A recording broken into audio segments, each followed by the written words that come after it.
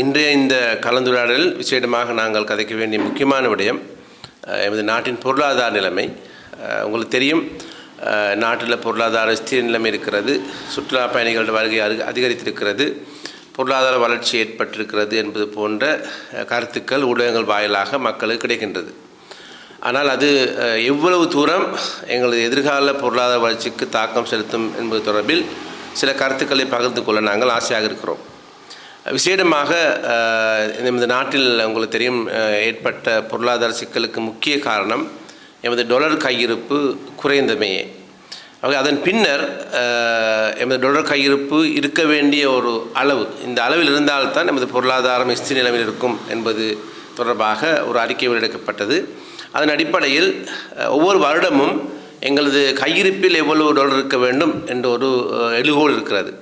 விசேடமாக 2024 ஆண்டு எங்களுக்கு இருக்க வேண்டியது சுமார் 6091 மில்லியன், அதாவது 6 பில்லியன் டாலர் எங்களது கையில் இருக்க வேண்டும். 2025 டிசம்பர் மாதம் அளவில் சுமார் 7.1 பில்லியன் டாலர் கையில் இருக்க வேண்டும். ஆனால் இன்று ஆகஸ்ட் மாதம் 29ஆம் தேதி எங்களுக்கு கையில் இருக்கக்கூடிய மொத்த டாலர் பெறுமதி 6144 மில்லியன், அதாவது சுருக்கமாக சொன்னால் 6.1 பில்லியன் டாலர் தான் கையில் இருக்கிறது. ஆக நாங்கள் இந்த 2025 டிசம்பர் மாதம் அளவில் எங்களுக்கு இந்த 7 பில்லியன் இருக்கணும் என்றால் எங்களுக்கு இன்னும் 1 பில்லியன் டாலர் தேவைப்படுகிறது. ஆக இந்த 3-4 மாதங்களுக்குள் இந்த 1 பில்லியன் டாலர் எங்களால் எடுக்க முடியுமா?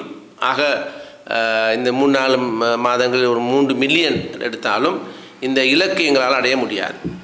இது நாங்கள் குறிப்பிட்ட இந்த மாத கணக்கில் குறிப்பிட்ட விடயங்களை பார்க்கும் பொழுது இவ்வளவு எதிர்வு கூறல் இருந்தாலும் டாலர் இல்லாமல் அல்லது குறைந்ததுக்கான முக்கிய காரணங்கள் ஒன்றாக நாங்கள் தெரிவிக்கிறோம்.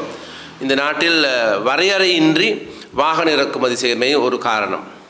சாதாரணமாக இன்று வரையில் சுமார் 350 மில்லியன் டாலருக்கு பெறுமதியான அதிகமான வாகனங்கள் இறக்குமதி செய்யப்பட்டிருக்கின்றது.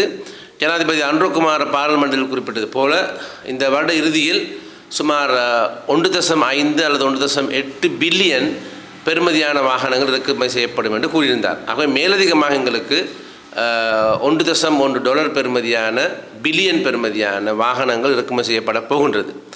இவ்வாறு இறக்குமதி செய்தால் எங்களது டாலர் கையிருப்பு மேலும் 1 பில்லியன் டாலராக குறையப் போகிறது. ஆகவே நாங்கள் இந்த டாலர் குறையும் பொழுது உங்களுக்கு தெரியும், இதனால் தான் எங்களது பொருளாதார சிக்கல் ஏற்பட்டது.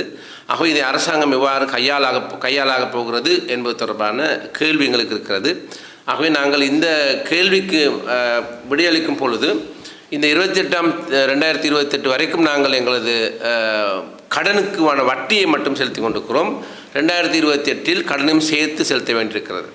விசேடமாக IMF எங்களுக்கு வழங்கப்பட்ட அறிவுரையின்படி எமது மொத்த தேசிய உற்பத்தியின் வீதம் அதிகரிக்கும் பொழுது அந்த அதிகரிப்பிற்கு ஏற்ப எங்களது அல்லது கடன் தள்ளுபடி குறையும். உதாரணமாக சொன்னால், இலங்கை அரசாங்கம் IMF ஊடாக ஏற்றுக்கொண்ட உடன்படிக்கையின்படி எமது பொருளாதார வீதம் 3.5க்கு அதிகமாக இருந்தால், அந்த 3 வருடத்தையும் ஒன்று சேர்த்து 11% அதிகமாக இருந்தால் எங்களுக்கு சுமார் 20 குறைவாக இருந்தால் 27% தள்ளுபடி கிடைக்கும் என்று கூறினார்கள். நாங்கள் அப்பொழுது கூறினோம், இது உண்மையிலேயே எங்களுக்கு 27% அல்ல, இது 15-16% தள்ளுபடி தான் கிடைக்கும் என்று.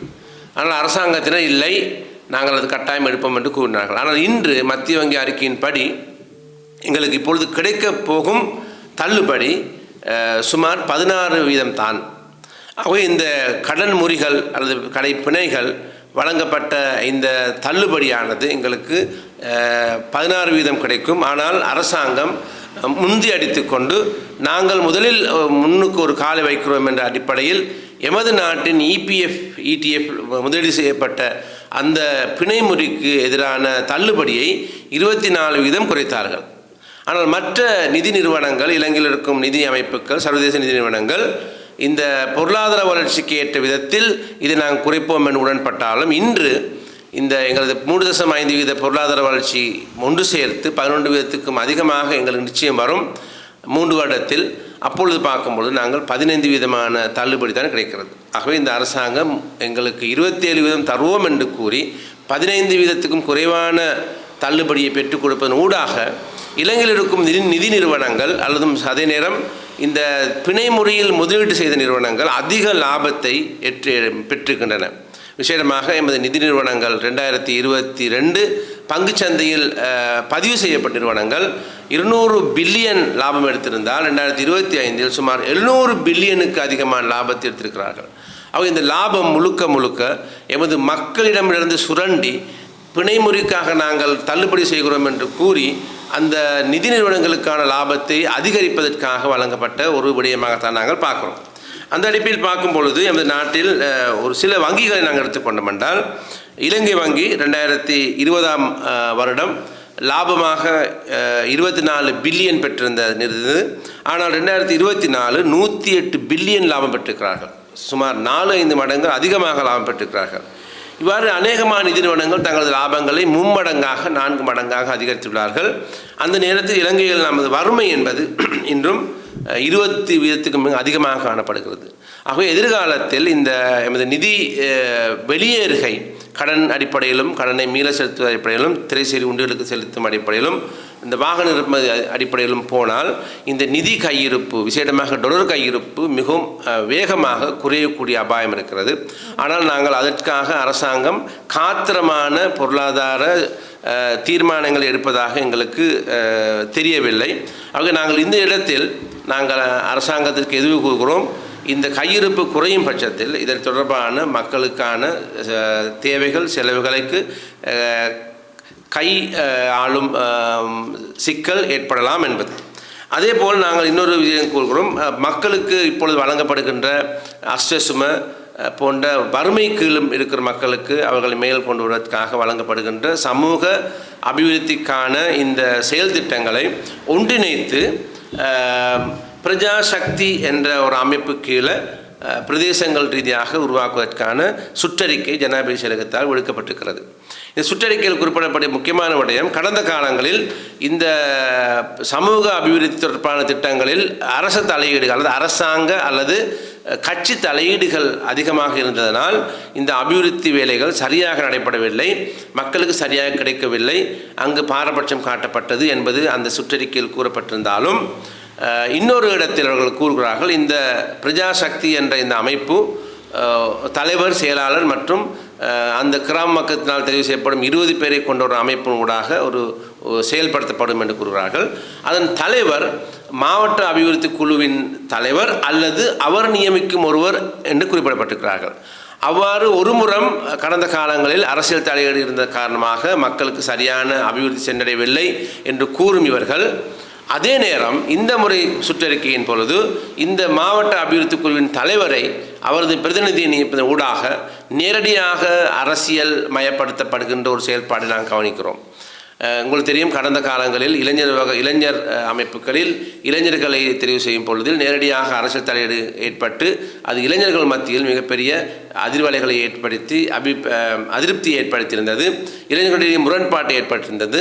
அதேபோல் இந்த வறுமை இல்லாமக்குவதற்கான இந்த செயல் திட்டங்களின் ஊடாக அரசியல் மயப்படுத்தும் பொழுது இந்த மக்களுக்கு சரியாக பக்கசார்பில்லாமல் கிடைக்குமா என்ற ஒரு பிரச்சனை இருக்கிறது. ஆகவே நாங்கள் அது தொடர்பாக சட்ட ரீதியாக நடவடிக்கை எடுப்பதற்கான சட்ட ஆலோசனை பெற்றுக் கொண்டிருக்கிறோம்.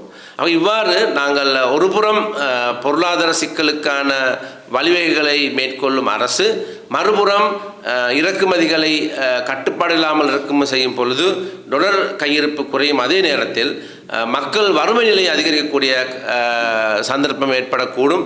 ஆகவே இது தொடர்பாக நாங்கள் அரசாங்கத்துக்கு எச்சரிக்கை விடுக்கின்றோம். இது தொடர்பாக இன்னும் ஆழமாக சிந்திக்குமாறும் இந்த மக்களின் நலன் தொடர்பான செயற்பாடுகளில் அரசியல் கலப்பதற்கு தடுப்பதற்கு நாங்கள் சட்ட நடவடிக்கை எடுக்கிறதுக்கும் தயாராக இருக்கிறோம் என்பதை இந்த நேரத்தில் கூறிக்கொள்கிறோம். நன்றி.